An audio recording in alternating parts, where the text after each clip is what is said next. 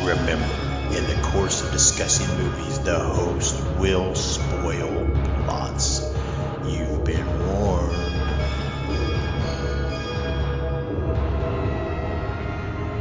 Listen to their screams.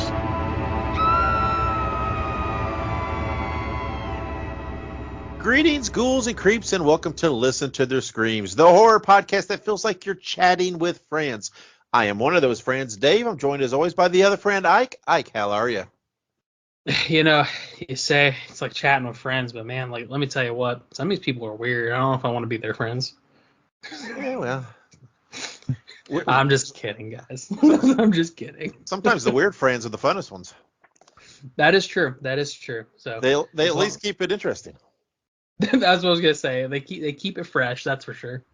Yeah, so, well, here we go, diving in. Speaking of weird, we'd like to send a thank you to our two wives, who are apparently a couple of weirdos since they put up with us 24/7. Monica and Kayla, thank you for your support and for all the research, etc., that you do for us.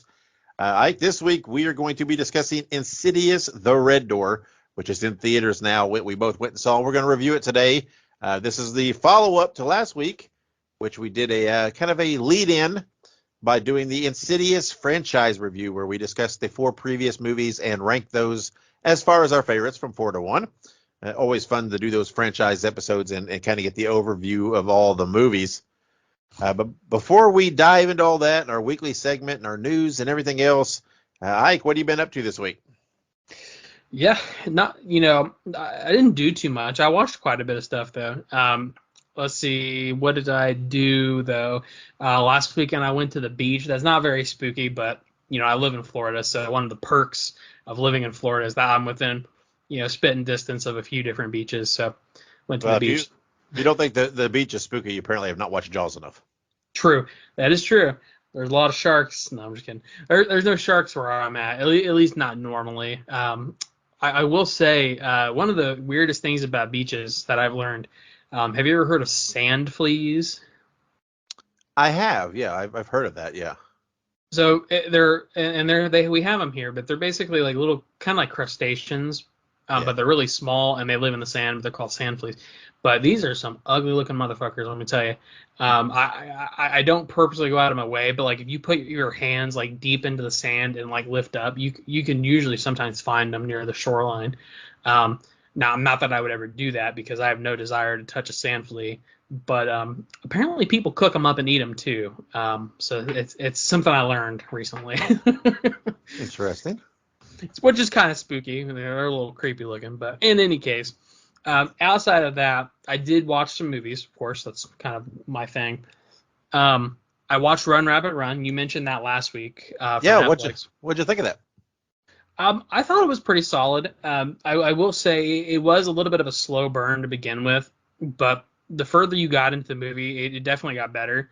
By the end, I was definitely confused. Not like bad confused, but I was like, whoa, what's going on? Like, is this in her head? Is this real? And then that final shot of like, her daughter and her, spoiler, but her daughter and her deceased sister walking to the beach or whatever. I was like, okay, so like I'm still trying to like come to terms like, is this real or not? So I liked it. It was interesting. Again, a little bit of a slow burn. It was a little. I would almost say it was boring for like the first 40 minutes. Yeah. I would almost go that far. Yeah, I think that's kind of what I was saying last week. I was like, you watch it for a while, and you're Yeah. like, oh, what is this? And then it got to a point, and you're like, okay, and it kind of hooks you a little bit, and it's not too bad from there on out. Yeah, 100%. Once it gets the hook, you're good. But starting out, I was a little like, oh man, what am I watching? Outside of that, most of my other stuff is all rewatches, just rewatches of stuff that either myself or my wife haven't seen in a while. We rewatched Cabin in the Woods. It's on HBO Max. Cabin in the Woods is fantastic. Honestly, it's probably one of the most underrated horror films of all time. It's just a fantastic movie. And then I watched Strangers. I watched it on Vudu. It's not streaming anywhere other than like purchased video on demand. And then Strangers Pray at Night, which is on Stars if you have the Stars subscription. I think me and Dave talked about it before. Strangers is a great movie. Strangers Prey at Night doesn't quite live up to the expectations of the first movie, but it's still pretty good. Yeah, Strangers creeps me out. Yeah, it honestly, in my opinion, it kind of redefines sort of that like home invasion genre, especially for like a modern take. Because obviously you have some older like like When a Stranger Knocks or what is it, One Missed Call and stuff like that from like the early '90s and stuff like that or whatever. Um, but yeah, Strangers definitely it's different. It's good though, super good. And then I watched Final Destination 1, 2, 3, and 4. 4 is called The Final Destination. I'm actually gonna watch the fifth one tonight. We just got on a kick of them. I love the Final Destination movies. The Final Destination movies for me, after like the first one, it steeply drops off in terms of quality, in my opinion, because it's definitely it's regurgitating the same stuff. Yeah. But it's always interesting to see like all the very unique kills that they come up with. You know what I mean? Yeah. And that's pretty much what I watched Final Destination for, is like the gory kills. I'm not really in it for like some storyline. Now I will say this: I am excited because they are making a new one. They're making a new Final Destination. It's supposedly supposed to be coming out.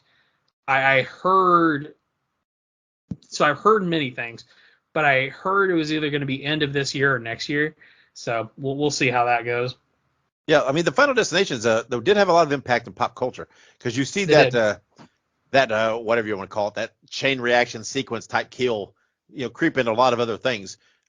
Recently, just I'm always watching Supernatural, the series, and there's they use a lot of those tropes and different things from horror movies in a lot of different episodes, different stylized episodes. And there's an episode where it's kind of like that at the beginning, where a guy's killed in his garage, and there's this the whole sequence of him grabbing a broom, which sets loose the skateboard, which he steps on, falls into a thing, and knocks some balls down, and he trips on the balls, falls on his back. One of the balls hits a mousetrap, which sends it flying and knocks the stand and drops the garage door. That whole Final Destination like sequence of Right. a dozen things happening to do the kill.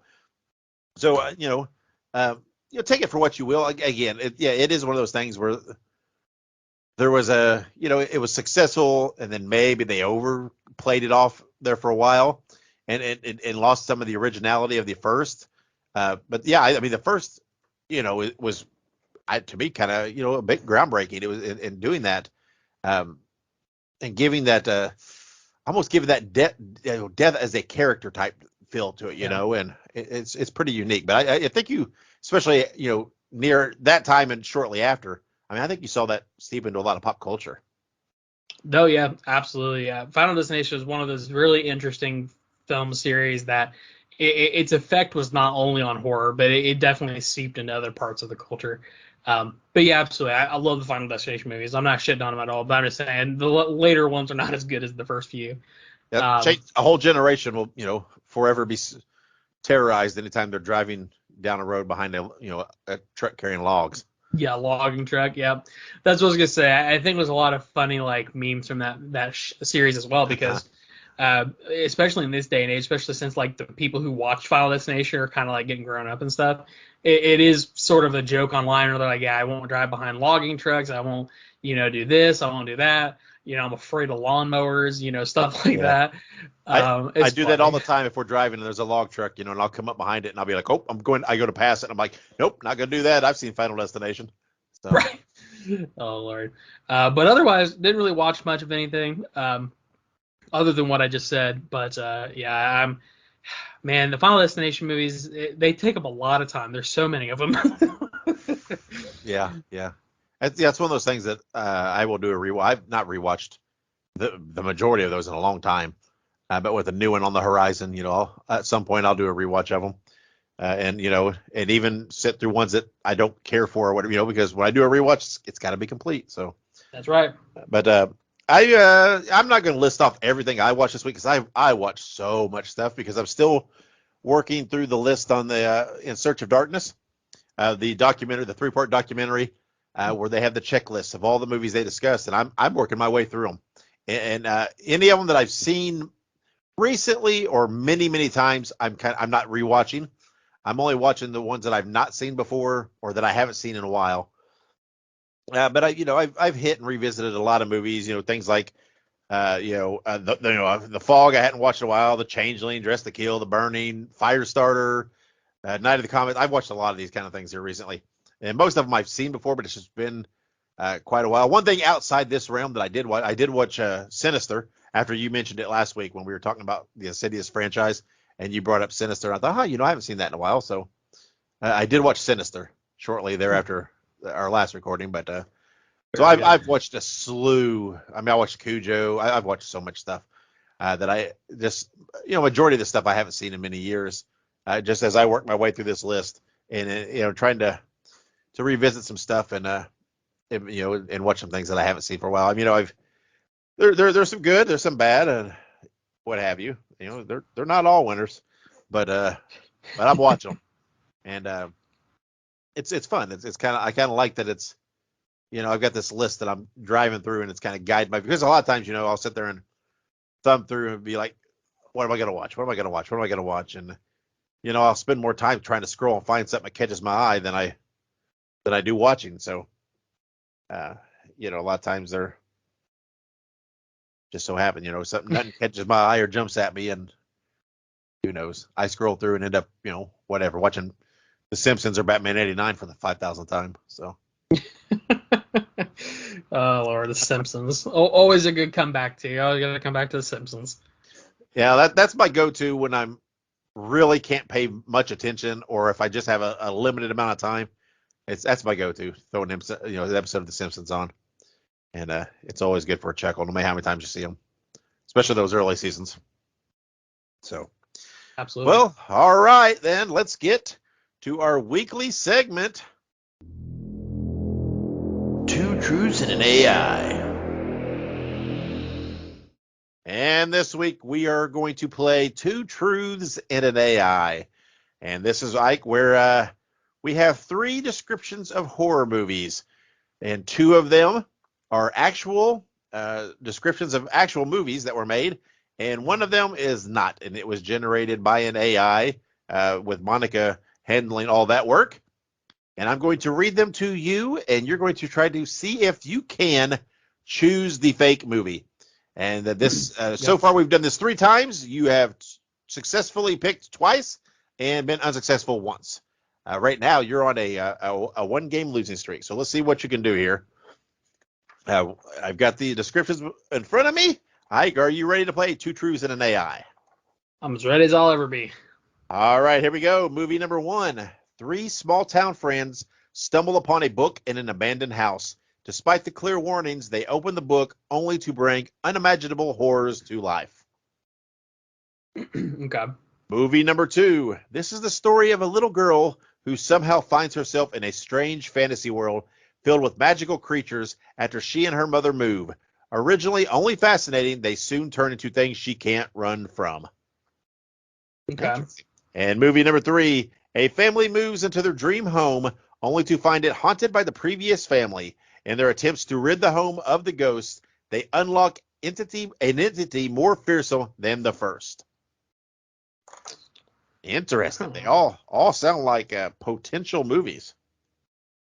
Yeah, I was thinking that because that first one, it kind of sounds like Scary Stories to Tell in the Dark, the Guillermo del Toro movie. Because they open the book or the journal or whatever, and it starts like shit starts happening and whatnot.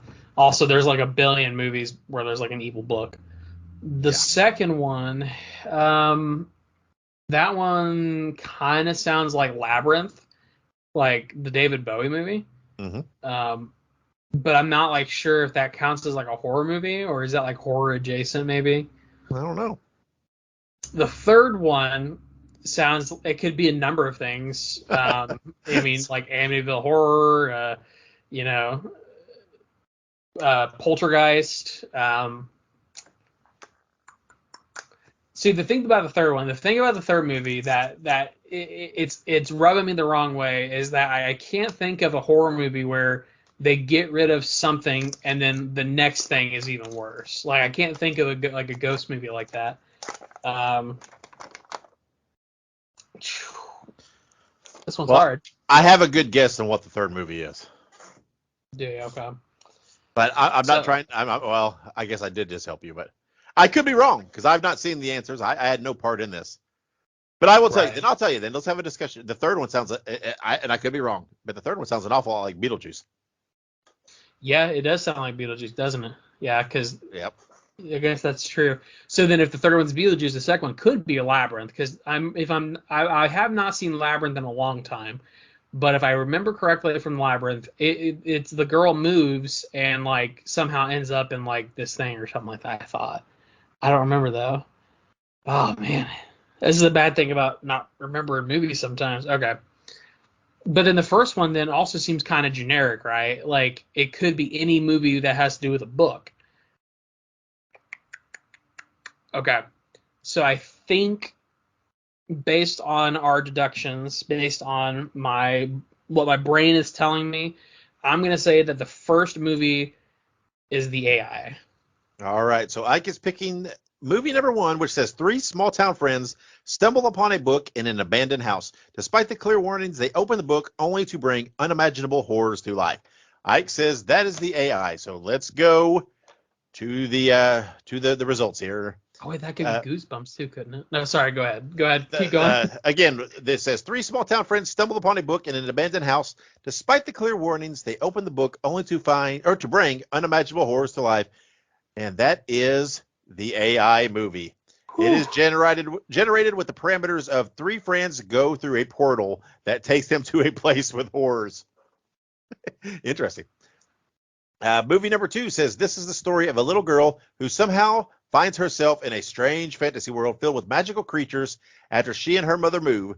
Originally only fascinating, they soon turn into things she can't run from. And you're kind of on Is the same is it on the Pan's right. Labyrinth? It is Pan's Labyrinth from Okay. 2006 Yep. available on Shutter. So you were on the right path there. And number Sorry. three. Oh, go Sorry, ahead. you're reading that, and I was like, oh shit, that's Pan's Labyrinth. Go It ahead, is. Yep. continue. Pan's Labyrinth from 2006, which is available on Shutter for anyone that wants to watch it. And movie number three, a family moves into their dream home only to find it haunted by the previous family. In their attempts to rid the home of the ghosts, they unlock an entity more fearsome than the first. That is from 1988, Beetlejuice, available on Hulu. I thought that sounded like the old Beetlejuice. I got a lot of Beetlejuice on the brain here lately with Beetlejuice 2 coming up and set pictures being leaked and everything else. And I thought, oh, you know. So there you go, Ike. You've rebounded. You're now 3-1. You uh, correctly picked. Now, if I hadn't brought up the Beetlejuice thing, do you think you would have picked three? I was bouncing back and forth before between 1 and 3, but I was definitely before you said Beetlejuice, I was leaning more towards 3. I won't Ah, lie. there you go. Well, I have no inside information. Like I said, I did not see the results. I don't have any partaking of it, and I do not read anything advanced. Um, so that was just purely discussion there. So, all right. So there's a win for Ike today. So let's take a moment, let him celebrate just a little bit, and when we come back, we will have news, anniversaries, birthdays, merchandise, all that good stuff, filling you with your horror goodness. Make sure you subscribe to listen to their screams on your favorite podcast platform. Also, make sure you look us up on social media. We're on Facebook, Twitter, Instagram, Letterboxd, TikTok, and Slasher. All you have to do is look up Listen to Screams. That is Listen, the number 2 in Screams, and you can find us there. Also, make sure you go and buy yourself a Listen to Their Screams t-shirt. You can find all of our shirts at tinyurl.com Screams Shirts. And we are back with the news. Spread the news. I'll have to make like an audio clip of that or something. All I right. know it. I think I'm just gonna I'm gonna take that and loop it around and put it behind some kind of track, and There you go. that'll be our new intro into the news. So Love it. So right off the bat, Insidious the Red Door. It came in with a box office of $33 million on a domestic opening weekend with a $68 million worldwide. Knocked Indiana Jones out of first place and had the highest opening of the franchise. That's fantastic news, of course. Insidious was we'll talk about the movie a little bit later, but, Dave and I, we both love the Insidious, series. So it's obviously exciting to hear that it did so well. So yeah, absolutely fantastic. Yeah, I don't know, man. To me, why are more studios not making horror movies, investing in horror projects? Because they're like the only sure bets anymore. And I mean, I'm not saying if you don't oversaturate the market, that won't have an impact. But I mean, every big horror release has a big ass or opening weekend and performs well in the box office. I mean, how many have we had this year? I mean, but Megan and Scream and I don't even know what Evil Dead Rise, and I mean, Yeah, they all perform. So time for the world to wake up. that's right. Wake up, people. So we also have some other not so horror movie related news, but everyone's favorite store that pops up in an abandoned Party City or an abandoned Toys R Us, Spirit Halloween is releasing information on all of the upcoming items to be available in the coming holiday season. Obviously, we are past the major summer holidays. We have Labor Day, I guess, coming up in September. But we are very close. We are very, very close to Spooktober, and it is only a matter of time before it is undeniable that fall is upon us. So I think Dave and I are both pretty excited for that. But Mm-hmm. yeah, we also both love Spear Halloween. I'm excited for I when do. those eventually open up. Yeah, I mean, I follow a lot of things online that go into this stuff, and it is. I mean, you're getting sporadic things at stores. Candy and different things are starting to pop up here and there at some stores. Because the early stores, they get this stuff out, and it's like, oh. And we're very close to the Spirit Halloween, the flagship store, which is somewhere in New Jersey. That's always the first one that they open. It's getting ready to open, which kind of kicks it all off for them. But yeah, you can already order some stuff from them, that's out there, and they're unveiling some of their fall stuff, and it's so cool. I get so excited as we get towards this time of year. Yeah, absolutely, absolutely. And actually, what was it? I think it was there's a new like shape of Reese's cup that I heard that was coming out for Halloween. Yeah, I there's think it's something. like, It's like ghost shaped or something like that, or skeleton yeah, shaped or something like that. it's Yeah. either ghost or skeleton, but obviously Uh-huh. I love Reese's cups, and I'm a firm believer. And this is before we move on because we started talking about Halloween and we started talking about the different merchandise and stuff. But it reminded me the Reese's like pumpkins and like the Reese's trees, in my opinion, they They're, taste better than they're the cups. best. Yeah, Yes. Yeah, they are the best. I mean, you come on. I mean, original Reese cups are perfection, but there is something. I don't know. There's something about the chocolate to peanut butter ratio, or something, or just not having that rigid. I don't know what it is, but yes, I agree. The pumpkins, the trees, anything special like that. Yeah, they just. I don't know. Maybe it's just the holiday joy that is in each one, so that just makes it taste a little better. But I don't know. But I agree. yeah. And the funny thing is, like, I've been trying to like watch my calories and stuff, behind the scenes, like that's trying to lose weight and stuff. But man, when the Reese's come out, when the Reese's shapes come out, that all goes out the window. I gotta have at least like a dozen. They're so Yeah. good. Yeah, yeah. Fall through, Halloween through Christmas, that whole time of year, I'm in trouble. Same, 100% same. Oh Lord. So in other news, other than talking about Reese cups, we have some interesting merchandise news. So you may have heard, Friday 13th is losing the Friday 13 games losing its licensing. So a lot of stuff's been changing. They've put it up for sale and everything else. But the Friday 13th Switch game has been completely unlocked. So here's a quick rundown of what's changing. The 30 legendary perks are being awarded to everybody. The most popular perks, no negative effects, best roll possible. All players are level 150. All kills unlocked. All challenge skulls unlocked. No XP or CP is earned. And no matchmaking functionality is lost. So the whole reason behind this basically is sort of a go out with the bang mentality. Friday 13th is ideally going to hopefully still be active, I think, through 2024 potentially. But the big thing is that it's soon not going to be able to be purchased because they're losing the licensing. So if you have not purchased this game, it is dirt cheap right now, and I mean dirt cheap. I Yeah, the mean, the download stuff. Yeah, I think. I mean, I'm literally thinking it was like, I don't know, $5-10 now or something. Like it's to download. It's wild. It really is. And here's the crazy thing is like, back in the day, video games came fully loaded, right? There's no such thing as DLC. And I personally, I have a very negative opinion of DLC in general. I think if you're going to sell a game that's 60, 70, $80 as it is, I shouldn't have to shell out any more fucking money to get the stuff that's supposed to come with it. But that's a whole other thing.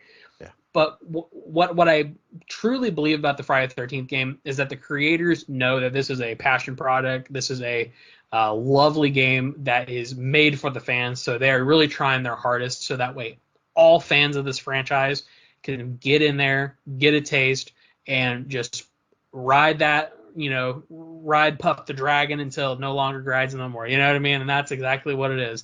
This game's going to go away eventually. Won't have online matchmaking capabilities anymore after a certain point.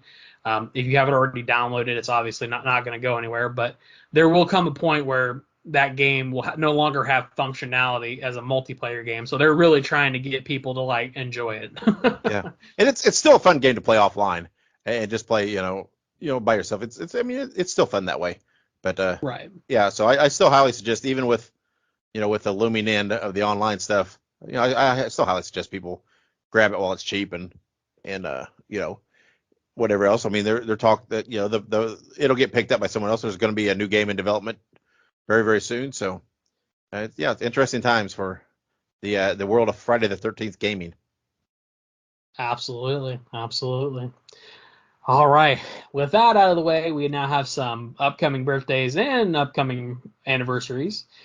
Starting us off at the top, we have July 14th, 1961. We have Jackie Earle Haley, and I'm not going to read the little notation that Monica threw in there. No, I'll read it. She said, "Worst Freddy Krueger ever. Nightmare on Elm Street remake also horrible." Smiley face. First of all, don't appreciate the shade, but also, it's not the worst. Freddy. I mean, I guess if you compare him to like Robert Englund, I guess by default, Robert Englund is he is Freddy Krueger, right? So obviously, I guess if you're gonna go by strict rules, yes, he is the lesser of the two. But that does not mean that Jackie Earle Haley is not a fantastic actor, whom I love because I love the Bad News Bears, and I also like the remake of Nightmare on Elm Street. Yeah, for any new listeners, go back a few episodes and the last, I believe it was the last Wives Rebuttal we had, where Monica and I debated Isaac and Kayla on the merits of the Nightmare on Elm Street remake with Jackie Earle Haley. So that's where this all stems from. Yes, it is. It's a sore spot. So we also have another really cool birthday. July 16th, 1971, we have the wonderful Corey Feldman. He's from Friday the 13th, Final Chapter. He's also had a cameo on Friday 5. And he's also from Lost Boys and Gremlins, as well as a billion other movies from this time period. Friday the 13th, Final Chapter is that is my like de facto Friday the 13th movie. I think that's the best one in my opinion. It has the kind of the de facto look of Jason. It has the de facto, mask, the machete, all of the good shit that you love in a Friday the 13th movie. That movie has it. Also, Corey Feldman's character is fantastic. Great lead up. Great segue into another movie. I think that they could have done a fantastic thing with his character, but I felt like they shot it away. Not to say the other movies aren't good, but it definitely could have been better. Yeah. What are your I thoughts agree. on Corey Feldman? Yeah, I like Corey. I like a lot of Corey stuff. But he's great in Lost Boys, right? I mean, Yeah. him and the other guy and Corey Haim's in it, and whether it's they play the Frog Brothers or whatever, and they're great. I mean, they're hilarious in that movie, and it's like a touch of comic relief in a kind of a dark, kind of serious movie, but it's because they're kids. It's not hokey. It's very well placed. But yeah, he's great. And I mean, he's done lots of other movies, non-horror movies, License to Drive, all these other movies that are great. That I mean, I grew up those times, and the Coreys were a big thing. Yeah, absolutely. They definitely were. They even had their own show, didn't they? It was like called like the Corgis or something like that, wasn't it? Yeah, later. Yeah, I think there was something, but But I'm not that familiar with it. Me neither. I just remember they had it, but very cool. Very cool. Now we have a couple of upcoming movie anniversaries. We have July 16th, 1958. We have The Fly. The Obviously original I version, know, yeah, the original Fly, not the not the Jeff uh, Goldblum. Jeff Goldblum. That's I couldn't remember his name. Not the Jeff Goldblum Fly. I've actually not seen the original Fly. I believe I've seen Goldblum's Fly, but I don't think I've seen the original. It's pretty good. I mean, I'm partial to the Goldblum, the '80s version, but for a '50s movie and everything, it's not bad. Yeah, absolutely. I'll have to check it out. I like to check on those every now and then, like watch just some random movie from the olden days. I say the olden days. It was like, well, I mean, to be fair, that is like almost 70 years ago. But That's wild. but July 16th, 1999. Within my lifetime, we have the Blair Witch Project. I love the Blair Witch. I know a lot of people are here or there the Blair Witch. I don't. I think that the Blair Witch movie it's overhated in the online world. I think a lot of people just hate it to hate it. It's kind of popular to hate the Blair Witch movie because everyone kind of like talks about that scene where like she's all snotty and stuff. It's kind of like Nickelback. I feel like Blair Witch is kind of like Nickelback of like horror movies, even though the Blair Witch is like incredibly like important to I would say like horror movie history, found footage movies, stuff like that. I love it. I know, Dave, you're not a huge fan of found footage, but if I remember correctly, you like the Blair Witch Project, didn't you? Yeah, I do, and I think anybody that's given it extreme hate, whether even if you don't like it, if you're giving it a lot of hate, I don't think you could have been around during that time when it came out Yeah. because they they fooled the world, right? Everybody thought this was a legit thing. I mean, they played it up, putting out press releases, putting out this and that. The actors were not out there being seen. They played it very close to the hip, and I mean, we're talking a pre-internet world, and there was a lot of us that thought this was a legit thing at first, and it was a new thing, right? I mean, so I'm not saying that if you like found footage, that if you like other movies more than this or whatever, so be it. But for its place in the scope of history, it's a very important movie. Absolutely. Absolutely. Couldn't say it any better myself. Now we have one last upcoming movie, or not upcoming movie release, upcoming movie anniversary. It might be a little too late for a release. July 20th, 1958, we have Frankenstein, 1970. So I've not seen this movie, obviously. I'm not sure. Is it supposed to take place in like the 70s or something like that? Yeah, it's not that great a movie. Fair enough. Fair enough. You don't gotta tell me twice. But yeah, that's an anniversary coming up on the 20th, and it is from 1958. Very nice. Now, on to some new releases. First and foremost, we have the first ever Lithuanian horror film, or slasher film, I'm sorry. We Might Hurt Each Other. We Might Hurt Each Other follows a group of privileged high school classmates after these classmates destroy a set of life-size wooden statues during a wild graduation party. A mysterious mass killer begins picking the group off one by one. This film is heavily influenced by Friday the 13th and is an homage to that classic thriller slasher film. And it is from Lithuania and was previously titled Rupintogelis. All vowels soft, none of those are long, so I hope I said it right. And this film will be exclusively, and is currently, I should say, exclusively to Screenbox. Now, I haven't checked this out yet, but it is out now. I think I will probably check it out. What do you think, Dave? Oh, I'll definitely watch it. Like I said, we discussed this a little last episode. I mean, if it's a slasher, I'm going to watch it. So yeah, I anticipate that before we record next episode, I'll probably have watched this. Yeah, I think I'll probably try to see what happens. And then, all right, looks like we have, we have a lot of stuff that is already out. Wow. Okay. So we have another one. God is a Bullet. It is available for purchase on digital platforms. But taking his matters into his own hands, Detective Bob Hightower tries to infiltrate an evil cult to save his kidnapped daughter and avenge the murder of his wife. It is starring Nikolaj Coster-Waldau from Game of Thrones, Jamie Foxx from Spider-Man No Way Home, Micah Monroe from It Follows and Independence Day Resurgence, and it is written directed by Nick Cassavetes from Alpha Dog. Sounds interesting. I like cult-esque movies, so I think I'd check that out. What do you think, Dave? Yeah, I'll give it a shot. I mean, I like Jamie Foxx overall. He tends to do some pretty good stuff. So yeah, at some point in time, I'll give it a shot. There you go. You've heard the verdict. Jamie Foxx is in it. That's all that matters. Token. I love Jamie Foxx too, though. I think he's really cool. And then Micah Monroe. I'm trying to remember who she plays in the It Follows movie. I think it's the main character, I believe. But that's cool. I like It Follows too. But that's a conversation for another day, I think. And then we also have Quicksand, the film we were actually supposed to review a couple weeks ago, and we confirmed that it did originally have a June release date, but it was postponed to July.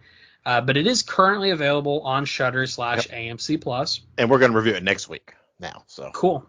There you go. Look at that. Well, we got it. We slipped it in there somewhere. Don't you guys worry. But an American couple on the brink of divorce, always a great start, traveled to Colombia for a work conference. While on a hike through the rainforest, a storm causes them to become trapped in a pit of quicksand and unable to move. It becomes a struggle for survival as they battle the elements of the jungle and a venomous snake in order to escape.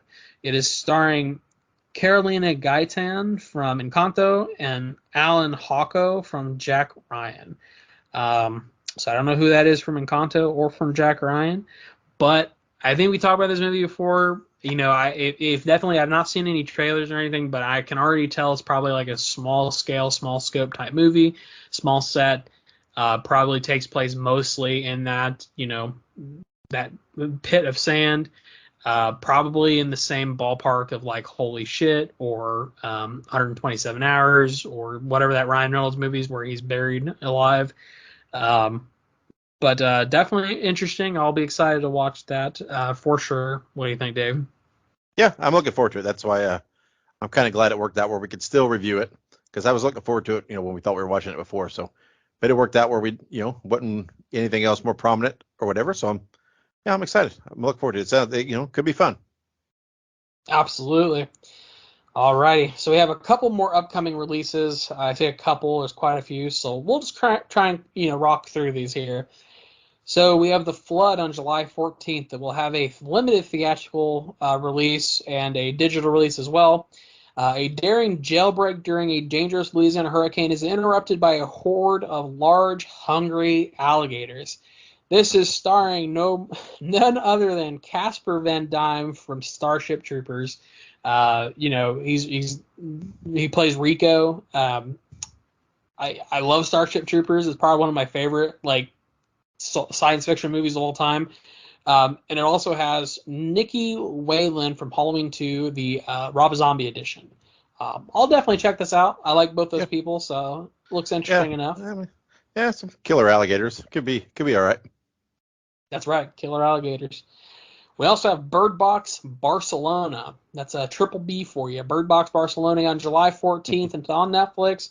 It is a Spanish language follow-up to the original Bird Box. After an entity of mysterious origin annihilates the world's population, causing those who observe it to take their lives, Sebastian and his daughter begin their own great adventure of survival in Barcelona. This is starring Georgina Campbell from The Barbarian and Mario Casas.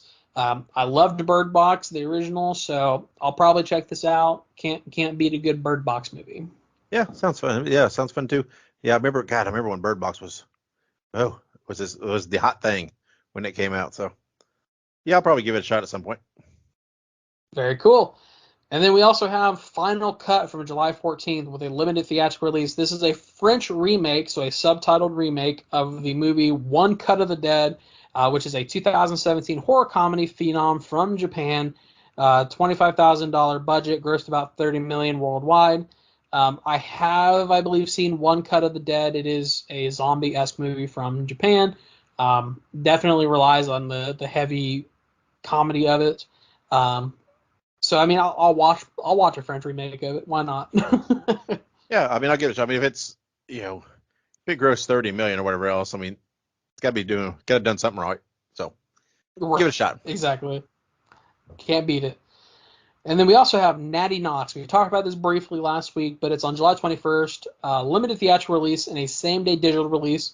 It is a small-time babysitter and the kids she is looking after struggle to survive a serial killer on Halloween Eve.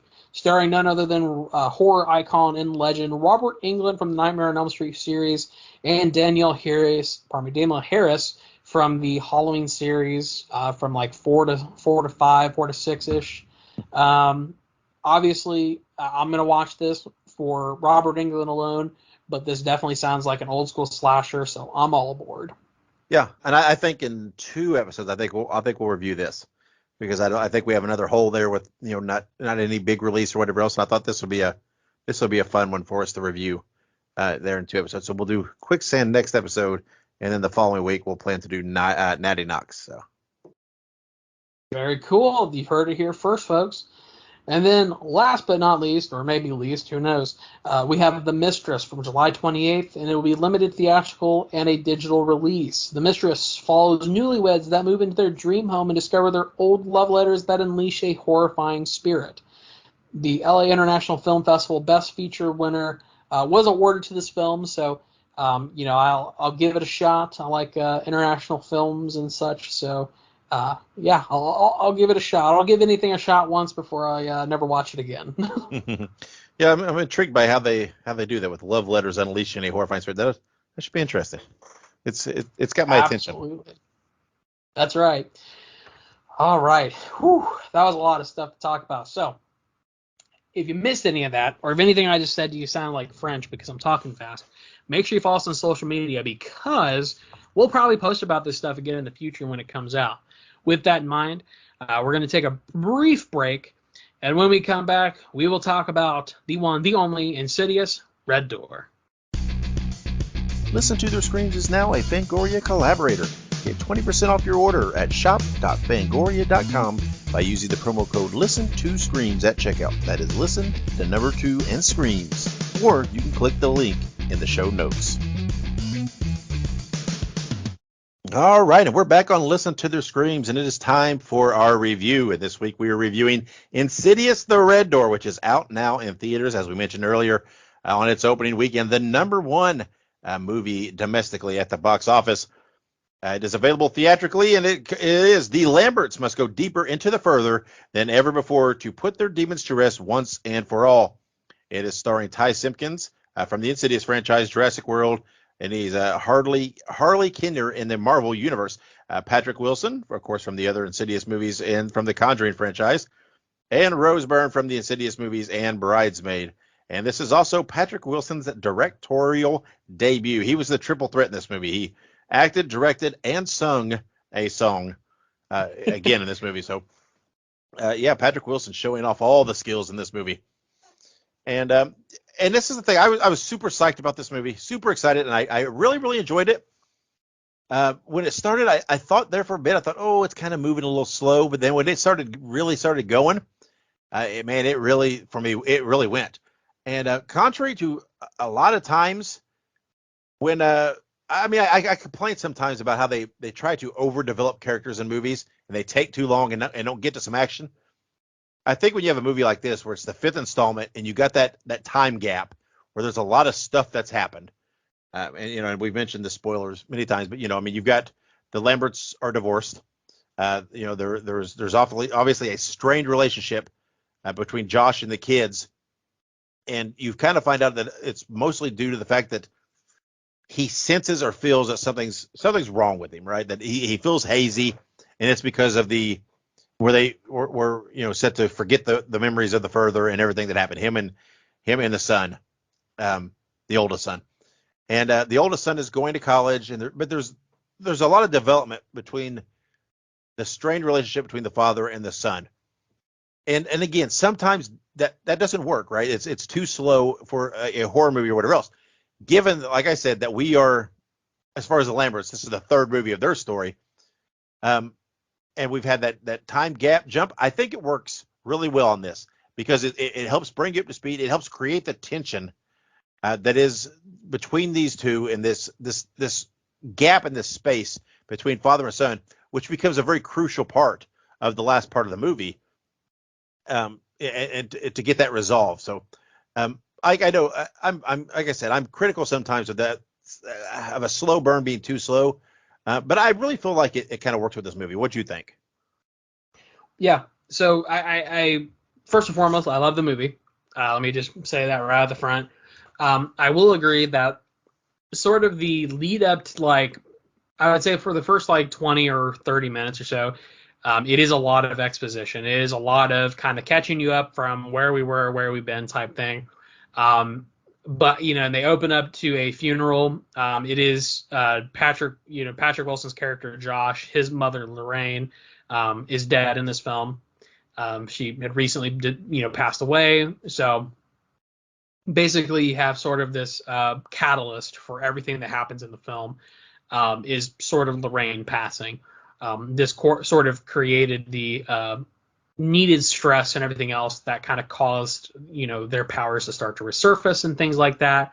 Dave kind of mentioned that they started to develop a story about this sort of turmoil within the Lambert family. Basically, after their memories were sealed away at the end of the second film, they basically specifically Josh became hazy, right? He was not able to remember things, and that sort of drove a wedge in the relationship between him and Renee, which is his wife in the original films, but they are divorced in this film, or at least separated. I don't remember if they specifically ever said they were divorced. Yeah, I don't know if they said that either, but in any case, they are not together. And one of the big also catalysts is like forgetting what had happened in the past, right? That was like the big thing, right? Just forgetting. So Dalton and Josh, of course, both completely forgot. Renee remembers everything, and the other child, Foster, I believe, he remembers, but not really, because he was really young. So you have this very interesting dynamic that they actually create very well with the family, where Renee is sort of taking most of this burden from trying to hide this horrible thing that happened to their family, because both Dalton and Josh can't remember due to what was happened in the second film, and the younger one basically did remember, but basically Renee had lied to him and tell him it was not real. So you create he this just very pretty much just remembers the incident where, in his mind, Josh tried to kill him, and yeah. and I don't think he had a lot of the background behind what had happened. I think I don't know if it was portrayed to him that Dad had something mentally going on. It was just a one-off, but he didn't have the full story, but he remembers that incident in the basement. Right, yeah, with the hammer. Yeah. So so you have this very tumultuous, basically, connection between all these people now that has festered for a decade, basically. So then you have Lorraine dies, and this now creates an additional, salt in the wound, if you will. So now Josh and Dalton start, their powers start to kind of resurface. They start kind of going into furthermore. And the movie was great because I think the slow burn worked well because it slowly scaled up the insanity, right? It started at like there's people in the background that maybe aren't actually in the background, right? There's these little weird things that are happening. Dalton's starting to remember things. He's in his art class. He's kind of like starting to things are starting to trigger just a little bit, but it's nothing crazy. But then eventually it starts to scale up. He starts seeing full-bodied apparitions trying to attack him. Josh is literally attacked in his home by an apparition. So it sort of burns because it's like they don't remember anything, and then everything starts happening. So now they're super confused. They're super scared, and it eventually leads to the climax of the film, which is Josh is forced to remember everything that happened. He's told by Renee. He has to go into the further to save Dalton and everything else from the red-faced demon. So it's all great. Honestly, the lead up to this is great. My one, I guess, complaint is they very much just jumped into the further, right? Yeah. Whereas in other films, such as the Insidious Chapter 1 and Insidious Chapter 2, they sort of, not that they ease you into it, but there's a little bit more of a disposition for it, right? They kind of bring you into it. They kind of give you some information. They kind of venture in a little bit. but they sort of just leap into it. and I think that what they were trying to go for was, it's like riding a bike. You never forget how to ride a bike. I think that that's what they were going for, but it just felt rushed because Dalton jumps into the further, and like the second time that he voluntarily goes into the further, he gets kidnapped. You know what I mean? I felt like there could have been more prelude to that than him just getting kidnapped by the demon and then the demon possessing him and shit. Also, Josh at this point in time had not in any way, shape, or form engaged with the further purposefully, whereas Dalton had. Dalton had sort of built himself up to this, but then Josh is just like, boom, let's go. You know what I mean? Yeah. And it just felt out of place. It just didn't feel right. So that's my major complaint is that I felt like they really just threw the further at us without much context, pretext, anything like that. No warming up. Josh is in the further. Josh is doing this. Josh is doing that, and it just felt it felt rushed. It felt lazy. Um, Yeah, but I think so otherwise, too. I think they could have during the slow burn part, they could have added a little some layers here and there, and yeah, some of the tools they utilized in the other movies were we spoke of it last episode where they add a dimension where they hint back to a previous movie, right? And there's something that was happening there that you find out there was something else happening at the same time, and I think there could have been some more of that put in, maybe some appearances of Josh from the past that would have kind of overlapped with the current a little, or something, or maybe even utilize the Lisa a little more. Where I mean, she only had the little, I think, just a little spot there at the end where Josh kind of sees her coming out of the further, and yeah, I don't think it had to have been a lot, but I think there was room during that slow burn and the character build and the establishing these new relationship, status of these new relationships. I think they could have put a little bit in there, right? Maybe a little something at the funeral or something, a little more like, or when he saw Elisa's friend at the funeral and he clearly in his mind somehow thought he knew this guy. I don't know. Maybe there could have been something, right? Something that maybe he could have spotted something here and there to kind of give a little more trigger to it. And I don't think it would have hurt the story at all to add some of that. I think it would have flowed right into it. And they did add the layer of talking about Josh's dad in this too, which I don't think there's been a whole lot of discussion about him in previous movies, has there? Um, where they say he was in a in a like a mental hospital or had a mental condition, psychiatric hospital or whatever, and I think he jumped off yeah, the roof of it and killed himself. And there was always just the assumption that it was something, some kind of mental condition, but he was actually had the same abilities, but they didn't know what it was. He thought it was it was something else because there was not the awareness of it then. And I don't know. I don't know that added much to the story per se, really in the overall, but it was. I guess it fleshed out Josh a little more. But I think the story would have been okay without that. I don't know if they tried to use that as a tool of the Josh not really having a relationship with his father to try to mirror that's what he was thinking the problem with him and Dalton were, that it was the same kind of falling out, because he didn't have that before, and that experience and any kind of role model like that in his life to have that fatherly relationship. That's why maybe he felt that was why he was failing as a father now. right. I don't know. I don't know that worked particularly well. I don't think they played on it enough to make that effective. So I think it kind of got lost the shuffle. But I don't think it hurt anything per se. But and I kind of liked the Specs and the other guy seeing them in the YouTube video. I thought that was kind of a neat way to work them into it when Chris and Dalton are in the dorm room and they're trying to figure out kind of what's going on with Dalton, and she shows him that video she found on YouTube with them. I thought that was kind of funny and kind of Yeah, a neat way to weave them into the story a little bit. I did like Chris as a new character. I thought she was pretty funny, and I think they portrayed her as wacky enough and free spirited enough and anti-establishment enough and kind of her own march to her own beat that it wasn't such a thing when she was kind of accepting a little bit of what's going on and believing. I don't think it felt like a leap because, you would suspect someone like her has a very open mind to things. But it gave a little something, right? And it gave us the thing to get Dalton's side of it, right? For him to open up and talk a little bit so we can get his side of the Josh Dalton thing. And that's otherwise how, it'd be kind of hard to get Dalton. I mean, where's he going to express this?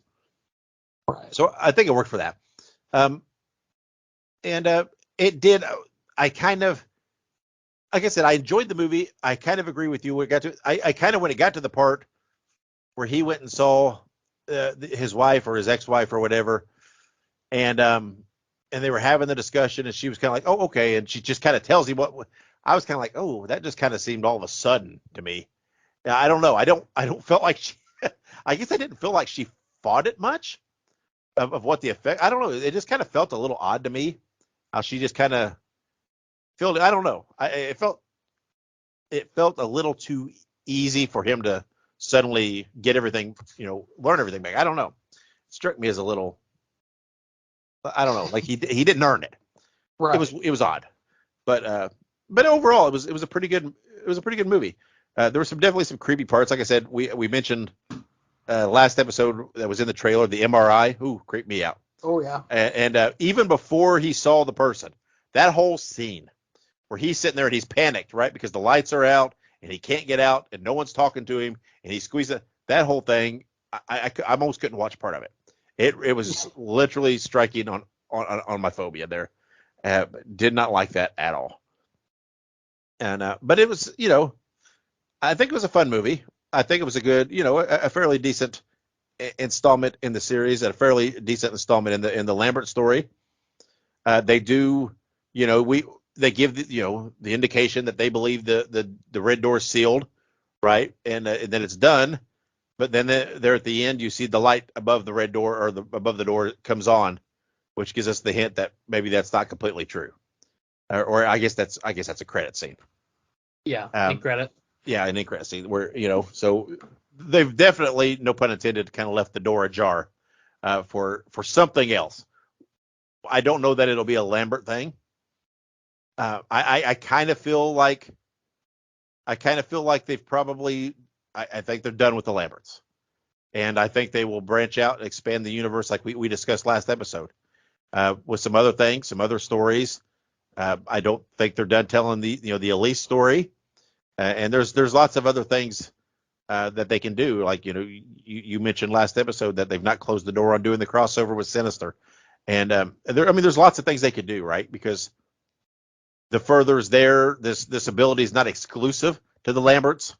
So there's, right. I mean, virtually, anything they can do with it, and lots of things they can do with it. So, but overall, it was a fun movie. It was an enjoyable movie. I think it was worth the hype, right? I don't have any major complaints. Not a perfect movie, nothing groundbreaking. And if I'm going to throw it, we ranked them last week. If I'm going to throw it in there, I'm probably putting it right at 3 because I still like the Lambert stuff better than the other. So I think I'm liking it better than Chapter 3 and the Last Key, but not as good as Chapter 1 or Chapter 2. Where would you stick it, Ike, if you were kind of revising your rankings?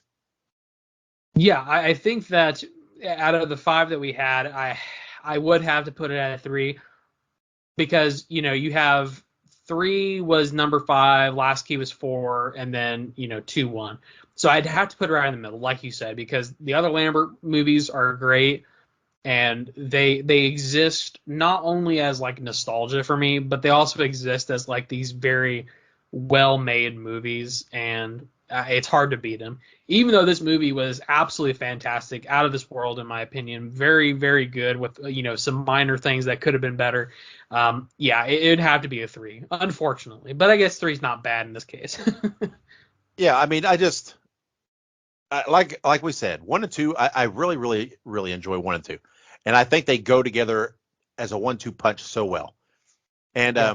it's kind of hard in my mind anymore to separate them.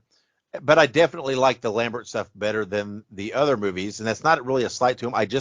I'm more invested with the Lambert, the family and that story and everything else. So I think this one still pulls in ahead of the Elise stuff in the Elise movies. But of the three Insidious Lambert movies, related movies, I think it's definitely a third. It's a good movie, but I don't think it is. I don't think it's really anywhere near what 1 and 2. 1 and 2 are exceptional to me, and I just don't think. I don't think this is quite to that level.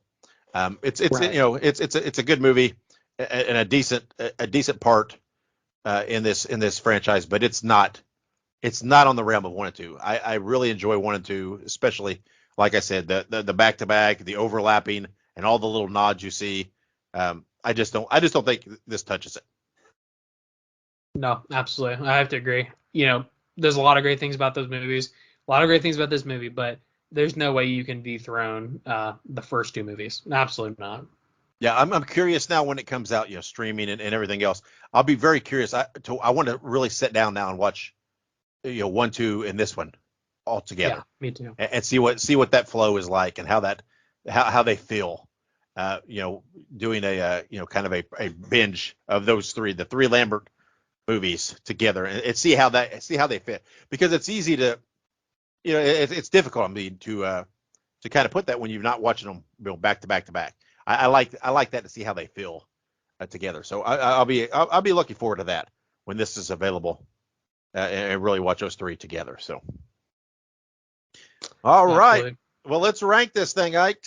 Like I said, I enjoyed the movie, but I don't think, like I said, I don't think it's anything groundbreaking. I don't think it's an upper echelon, super extraordinary movie. As far as Insidious movies, it's not. I don't think that like I said, that it's breaking any new ground. But it is fun, and I think that in my mind, I'm going to give it a 3.5 screams out of 5. Yep. When I first watched the movie, when I came in the theater, I gave it a 4. But with some time, I have come to terms with that. While this movie was fantastic and I enjoyed it greatly, it's a 3.5 out of 5. Yeah, I don't. I like I said, 1 and 2 to me are 4 type movies, and Mm-hmm. one maybe even. I don't know. I really like the first one, A four but and a half. yeah, maybe. I mean, just slightly, but it's a little stronger 4 even than 2. But it's hard to, like I said, it's hard for me to separate the two anymore, because they just fit so nicely together. Um, but so yeah, so there you go. The consensus 3.5 out of 5. That's a pretty good rating for us. We don't willy nilly give out 4s. So to get a 3.5, that's pretty decent here for us to give a ranking. So highly recommend people go and see it. I know lots of people are. It did well in the opening weekend. Hopefully it stays strong. Puts on a Oh good yeah. run. It leads us into some of the, we got some other big releases coming out this year. Another Conjuring movie, another Saw movie, the new Exorcist movie. There's lots of new movies still to come to theaters this year. I mean, and these are the big ones, right? I mean, there's other horror movies as well, but there's still some, what you call top shelf type stuff, or that should be top shelf. We'll see, coming out. So lots of stuff still to look forward to.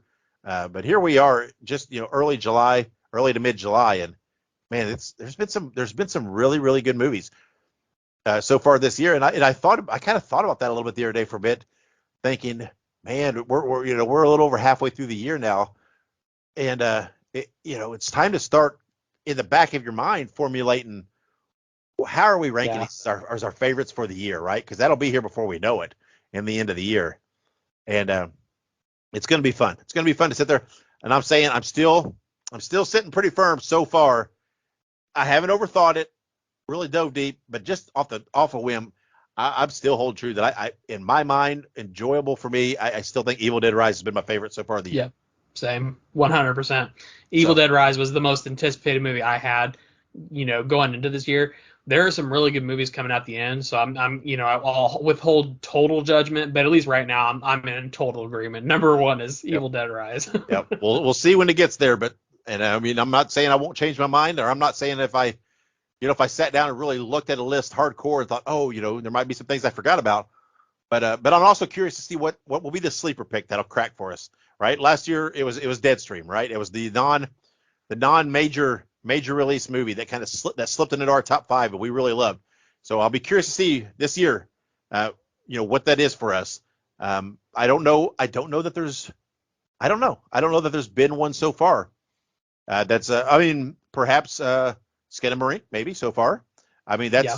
that's not been a major release, and it's we really enjoyed that. I don't know, but there's still some others coming out, that I'll be curious to see that are not, like I said, not big theatrical releases, to see what slips into that top 5 for us. So, but there's still lots to see before we get to that point. A lot of year left. So, and like we said, Yes. that next step in that year is next episode. We will be discussing and reviewing the movie Quicksand, which is available now on Shudder and AMC Plus. So before we get there and before we spoil and discuss and review that, go out and watch that for yourself so you can follow along with our discussion. So, Ike, before we close this out and put a bow and put Insidious behind us completely for so far, anything else you want to throw into the episode? So absolutely, one of the most absolutely indescribable feelings for me from watching this movie was the end credits scene. The end credits, Oh, like yeah. just the credits. That song is by Ghost. It's called "Stay with Me." It's a cover of another song actually. It's an already created song, but I did not know that Patrick Stewart had the voice of an angel. That's I did not, or not Patrick. Patrick Sorry, Wilson. Patrick Now, Wilson. now I'm sure Patrick Stewart does too. Patrick Stewart has the voice of God. Just don't get that wrong. True. But Patrick Wilson has the voice of an angel. That song is so freaking good. I added it immediately to my playlist. It is just, and like the song too. It's talking about like don't basically not leaving like the person that you love, and the movie really is about that. The movie's about making Dalton not leaving. Josh is okay with leaving if it means that Dalton can stay. So it's like this whole like song, and like honestly, it was beautiful. It was a perfect cherry on top, in my opinion. So like I sat through the entire end credits, even if there wasn't an end credit scene, I sat through it just to hear that song. I didn't know that he had put himself on that track or that song even existed. But oh my god, it was so good. I think I've listened to it probably a dozen times. I even made a TikTok about it. Yeah, yeah. I was gonna say everybody could go out and on our social media and see the little video that Ike made with his reaction to hearing Patrick Wilson singing that song when he watched it. So, and speaking of social media, we're also now we're on the new hot item. We're on Threads now. So to all the other thing, I feel like we got to whatever keep up with the Joneses. We're on Threads, so easy enough to do because we're already on Instagram and it ports over real easy. You don't really have to do anything. If you've got an Instagram, it literally will port your bio over or sync your bio over and real easy. So yeah, we're there. So anything we post on the others, it's going on Threads now too. So you can add that to the list of social media applications that you can follow us on. So and Amen. that's right. And make sure you do go out and follow us on all the social media platforms that are out there. And whatever your favorite podcast platform is, make sure you subscribe to us there so you do not miss any episodes that we put out. And make sure that you also share those episodes and give us a rating and review because that helps us in those algorithms and it helps us in the suggested podcast when people peruse through horror podcasts on these things. So that puts a bow on this. We're done with Insidious for now. But until next week, when we're going to be discussing Quicksand on Shudder and AMC, wherever you go and whatever you do, be good, be safe, and have many pleasant nightmares.